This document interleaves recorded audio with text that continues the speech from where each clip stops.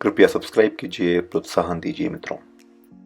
The pursuit of a good brandy that I haven't tried led me to Bejoy's Napoleon brandy. जब मैंने इसको shelf पे देखा तो मुझे नेपोलियन का कनेक्शन क्या है एक ब्रांडी से, या मेकर्स उसको क्यों यूज़ करते हैं, मुझे ये बात बहुत अच्छे से मालूम है और मैंने कवर भी किया है अपने कोनियाक के वीडियो कोविज़्योर में।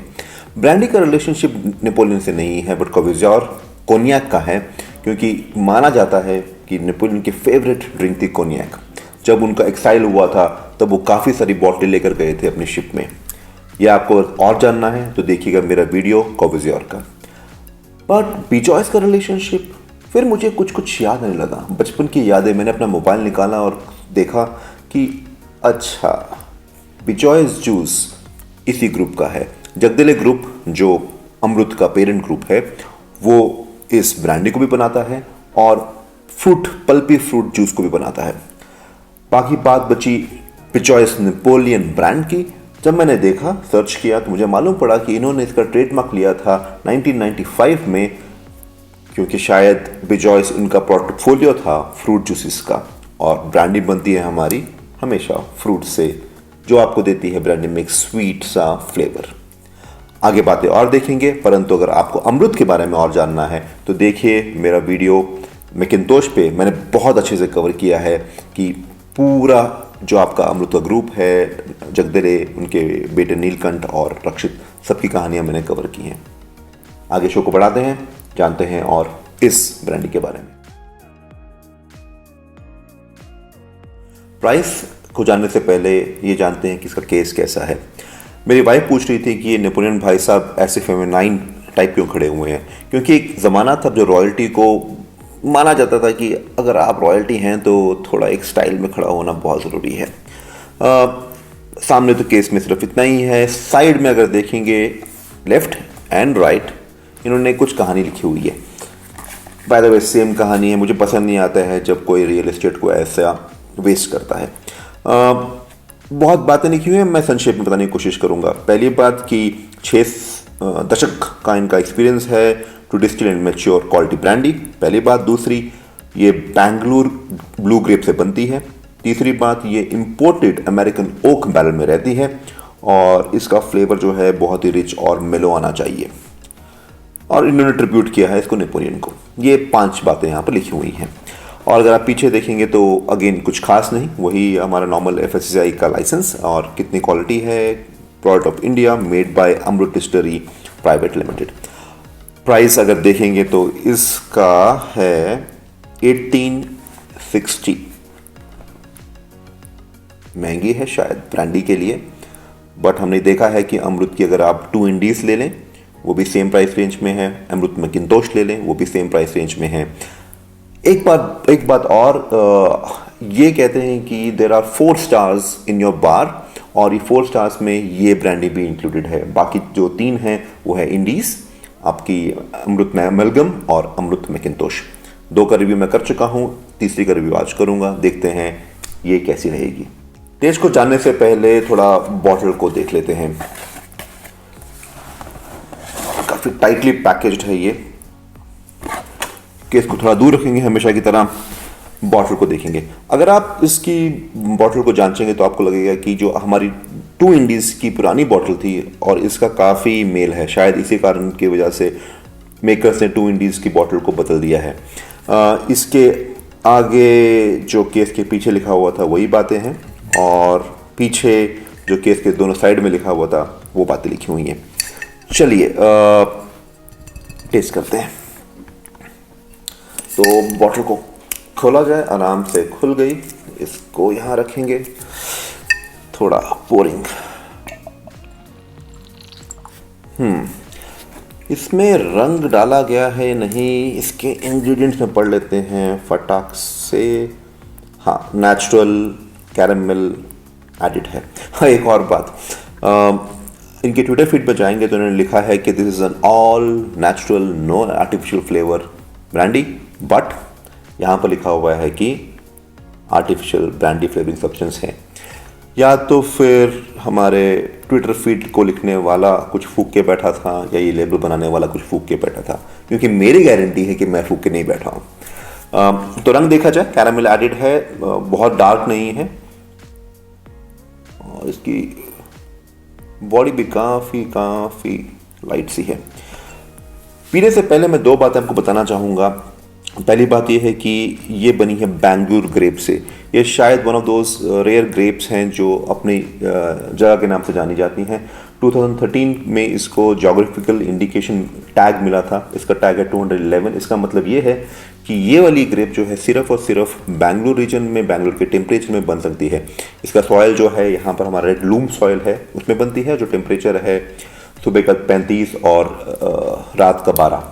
तो सिर्फ और सिर्फ इस रीजन में इस तापमान में बनती है हमारी बैंगलोर। एक और बात बैंगलोर ग्रेप के बारे में कि ये ग्रेप से दोनों red wine and white wine बन सकती है। अगर आप उसका पल्प निकाल के बनाएं तो वाइट वाइन बनेगी, उसके छिलके के साथ बनाएं तो रेड वाइन बनेगी। इस ब्रांडी को बनाने के लिए मोस्टली वाइट वाइन का यूज़ किया होगा, ये मेरा अजम्पशन है। नोसिंग बहुत ही वाइनी नोस है इसका, एकदम जैसे घर पे अगर आपने कभी, हमारे घर पे बनती थी रेड वाइन। ग्रेप का जो आपका एक फ्रूटी फ्लेवर है वो एकदम स्टैंड आउट हो रहा है। हल्का सा एंड में एक अल्कोहल का भी एक फ्लेवर आ रहा है।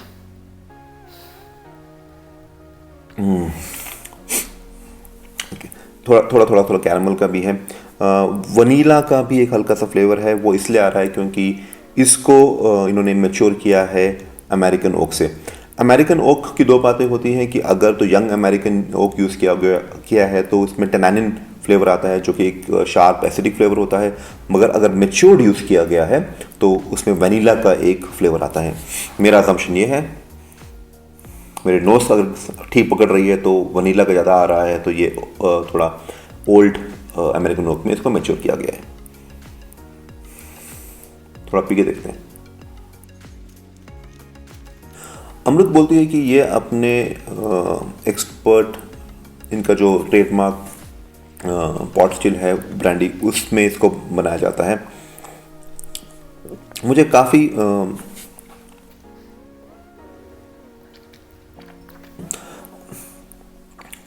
अल्कोहल का ज़्यादा था बन आ रहा है इसमें। It's not as smooth as perhaps a Morpheus and not even the older mansion house.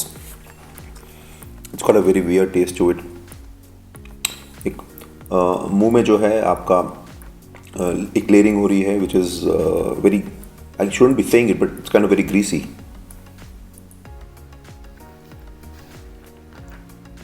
A greasy flavor palate with some alcohol burn. Sweetness जितनी मैं सोच के चल रहा था इसमें होगी उतनी स्वीटनेस नहीं है। I think we would to drink a bit more to understand the flavors. The sweetness as it starts, but it automatically immediately takes off with a alcohol aftertaste. That's that with the tasting. एक हल्का सा burning sensation भी शुरू हो गया है। अगर आपको मालूम है, brandy comes with from the Dutch word brandewijn which means burned wine. There was a time, एक ज़माना था वाइन को भेजना होता था across the world, and they used to burn the wine to send a very concentrated form of the spirit. उसके बाद destination में उसको फिर से डाइल्यूट करके वाइन में कन्वर्ट करते थे। But there is definitely a burn on the chest, which is not bad for a brandy, and a tingling taste at the tip of your tongue. After effects की बात की जाए तो मैंने ये पहले पी नहीं है, बट क्योंकि वीडियो जब तक पब्लिश होगा मैं इसको पी चुका होऊंगा आज की शाम इसके नाम, तो तब तक मैं आपको बता दूंगा कि इसके आफ्टर इफेक्ट्स कैसे थे। फिलहाल तो मैं फील ही कर रहा हूँ इसको। यूजुअली ब्रांडी को कैटेगराइज किया जाता है VS, VSOP एंड XO में, which means brandy which has 2 years matured grapes or fruit, 4 years and 6 years. Unfortunately on this one it doesn't say what it is, but मैंने जो पढ़ा है इनके UK के वेबसाइट में उन्होंने ये बताया है कि इनकी ग्रेप है जो वो 5 साल के लिए मैच्योर होती है कास्ट में, राइट। तो maybe it's still the truth, maybe it is not. Let's move to the conclusion निष्कर्ष द ट्रिनिटी टेस्ट। प्राइस की बात की जाए, जैसे मैं हमेशा कहता हूँ कि किसी भी ब्रांड का प्राइस डिफाइन करता है उसकी क्वालिटी को वो किस सेगमेंट में डाल रहे हैं, but whether it is true to the price comes to be known from the taste and the after effects. For me personally as of this moment at about 1800 I would rather choose another brand, not this one. So just for the price, a bit of thumbs down. On the taste, I'm pretty sure कि मैंने इससे अच्छी ब्रांडीज test की हुई हैं इस segment में और इसके नीचे की सेगमेंट में भी। मैं पूरा थम्स डाउन नहीं बोलूँगा, but Midway it's not the best testing brandy. And after effects like I said पता नहीं है, बट मैं वीडियो डालने तक आपको बता दूंगा कि क्या इसके आफ्टर इफेक्ट्स हैं। मेरी एक्सपेक्टेशंस ऑलरेडी नीचे हो चुकी हैं। So for me, although I love the brand Amrut, I have loved their rum and I love their Macintosh, this maybe for those expectations has been let down. Unfortunately, that was the case. So maybe this is not going to go into my bar. Conclusion में इतना ही कि शायद मैं इसको फिर ना दूँ। Thank you so much.